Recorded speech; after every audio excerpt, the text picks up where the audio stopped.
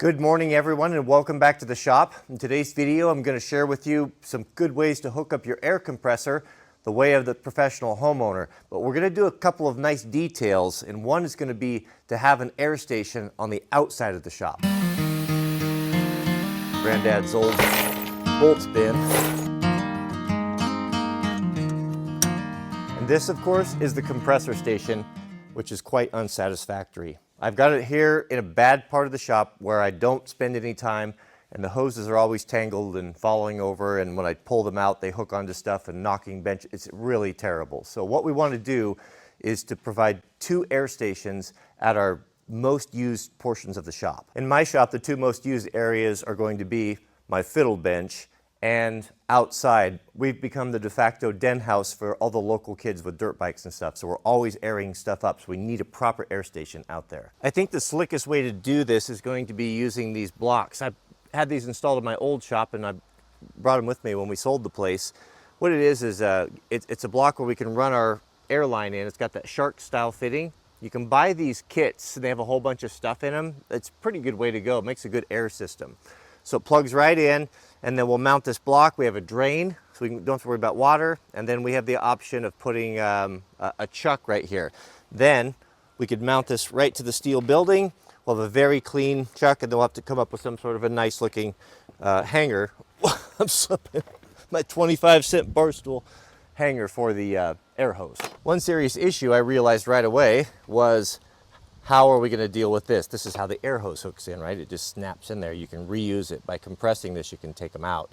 But I don't want this ugly line going through the shop. But fortunately for us, a very smart man invented this block and gave us the option of coming out the back. This way, we can come out, make a penetration through the wall, come out and have just a simple, clean block. With the block sorted, we can decide our height. I'm going to go about 36 inches. That's so I can access the valve without having to bend over. As tall people are discriminated against. Everything is set too low according to code. Change of plan, guys. We're not going out here. We're going right here through the stud. Don't have to cut the insulation, and I can get at it from the inside without having to go outside.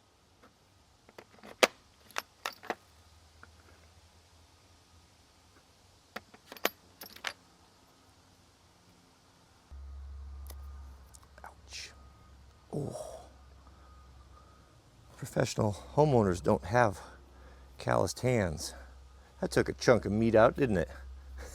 These are sharp. Professional homeowners like to use magnetic drills to drill through sheet metal.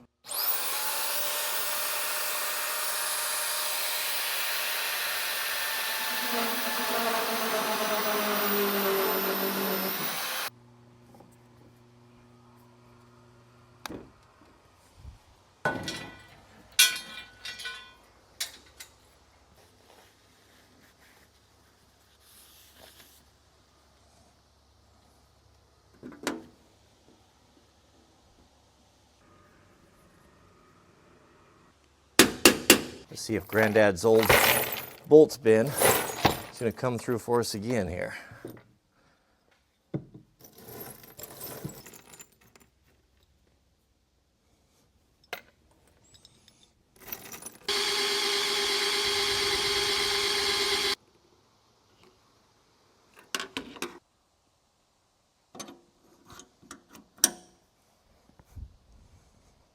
We are ready to run our lines. This is the line that I salvaged from the old shop. I don't have a bunch of it. I just bought a real basic kit, but I don't need air on the whole shop, just in the places I need it. When you're laying out your air, whatever those points are, just make sure you have two hoses and the hoses meet. That's how you can kind of tell. As long as you can meet or overlap a little bit, that means you'll be able to reach any place in your whole shop. Going through the side here is sure working a lot better. We don't have to cut the insulation, and we can just go straight in with that shark bite style fitting, and we are installed. Simple as that. Now we can connect it to the tank. I threaded the hose through the wall that comes from that block. We've got another one right here that we're going to do the same thing, and we'll just snap it right into the regulator.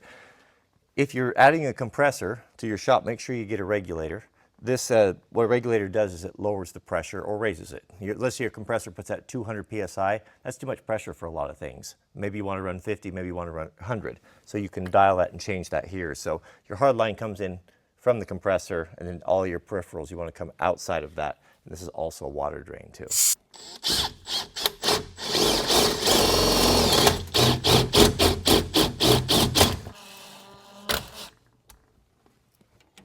Final connection and test for leaks. Now we've got an outlet here to run one more or over to the other side, but I don't have enough hose for that. If you have any leaks,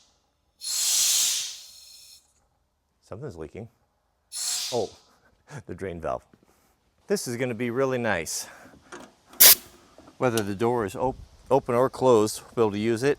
I like 20, 25s. I don't like 50-foot air hoses. They're too hard to deal with. I'd rather have two 20s or two 25s. 20 will get you both sides of your truck. So even if you have a full-size pickup, you can nose in here. You can hit all 4 tires with this one hose. Now we need to figure out a good hanger for it. Any ideas? I've got this. This will be a good temporary fix here. Let me know in the comments if you have any good ideas of something that makes a really good, I guess, a holder. I've seen guys do old wheels in the past, so it's something maybe it looks a little nicer than that, but what can we put right here that would look nice and hold our air hose? Then at night we can just bring it in and we're done. This is a little bit vulnerable. I guess that could get knocked off, but yeah, you can't worry about everything, right? If it gets knocked off, then we just fix it. Got you. Oh, there's a ton of eggs.